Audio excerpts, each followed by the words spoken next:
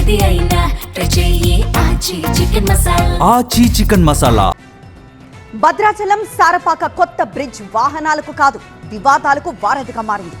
100 కోట్లతో నిర్మించిన కొత్త బ్రిడ్జ్ ఇలా అందుబాటులోకి వచ్చిందో లేదో అప్రోచ్ రోడ్ కుప్పకూలింది. నాసిరకం పనులు అవినీతే కారణమంటున్నారు స్థానికులు. భద్రాచలం సారపాక మధ్య నిర్మించిన కొత్త బ్రిడ్జ్ అప్రోచ్ రోడ్ కృంగిపోయింది. స్థానికులు సకాలంలో గుర్తించి అధికారులను అప్రమత్తం చేశారు కాబట్టి అక్కడ ప్రమాదం తప్పింది. కొత్త బ్రిడ్జ్ మీదుగా వాహనాల రాకపోకలను ఆపేశారు. పాత బ్రిడ్జ్ మీదుగానే ఇప్పుడు ట్రాఫిక్ కొనసాగుతోంది.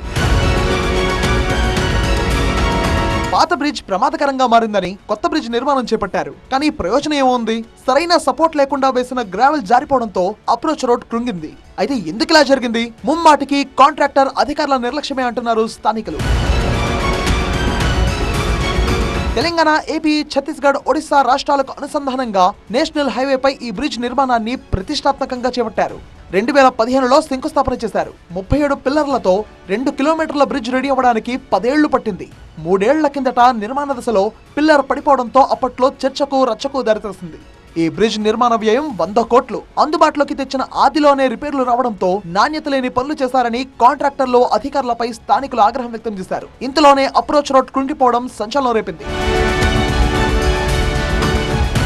కొత్త బ్రిడ్జ్ అందుబాటులోకి వచ్చిందన్న ఆనందం మున్నాళ్ల వచ్చటే అయింది. ఇప్పుడు మళ్లీ పాత బ్రిడ్జ్ పైనే రాకపోకలు కొనసాగుతున్నాయి. కాంట్రాక్టర్ నాసిరకంగా బ్రిడ్జ్ నిర్మించడం వల్లే అప్రోచ్ రోడ్ కృంగిపోయిందంటున్నారు స్థానికులు. 3 ఏళ్ల కిందట పిల్లర్ కూలినప్పటి నుంచే నిర్మాణ లోపాలపై చర్చ జరిగింది.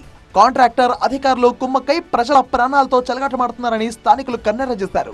బ్రిడ్జ్ పటిష్టతపై కూడా అనుమానాలు వ్యక్తం చేస్తున్నారు. అప్రోచ్ రోడ్ కృంగిపోవడానికి కారణాలేంటో తేల్చి బాధ్యులపై చర్యలు తీసుకోవాలని డిమాండ్ చేస్తున్నారు.